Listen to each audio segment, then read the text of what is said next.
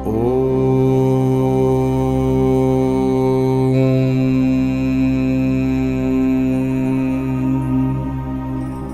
వేదాలలో ఉన్న సారమంతా ప్రతిపాదిస్తూ ధర్మం, అర్థం, కామం, మోక్షం అనే 4 పురుషార్థముల గురించి వివరిస్తూ ఇవి సాధించడానికి అవసరమయ్యే జ్ఞానాన్ని మానవాళికి పొందుపరిచారు వేదవ్యాసుల వారు.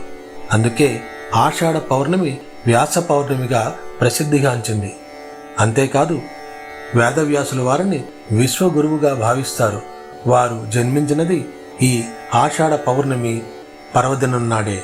అందుకే ఈ పర్వదినాన్ని గురు పౌర్ణమిగా కూడా మనం జరుపుకుంటాము. భారతీయ సనాతన ధర్మంలో వ్యాస మహర్షికి ఎంతో ప్రాధాన్యత ఉంది.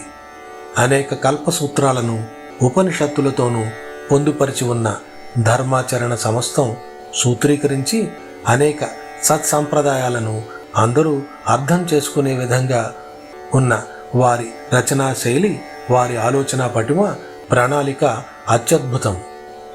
ఈ గురు పౌర్ణమి సందర్భంగా గురువులందరికీ ప్రణామాలు. అందరికీ గురు పౌర్ణమి పండుగ శుభాకాంక్షలు. స్వస్తి.